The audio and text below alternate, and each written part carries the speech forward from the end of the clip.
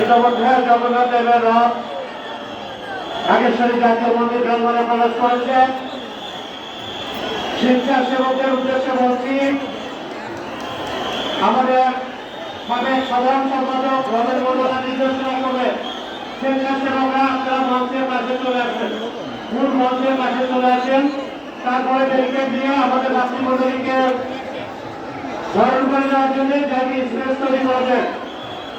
আমরা সবাই সমবেত কণ্ঠে বলি, জয় জগন্নাথ, জয় জগন্নাথ, জয় জগন্নাথ, জয় বলরাম, জয় বলরাম, জয় সুভদ্রা, জয় সুভদ্রা, জয় রাধাকেশ্বরী, জয় রাধাকেশ্বরী, জয় রাধাকেশ্বরী।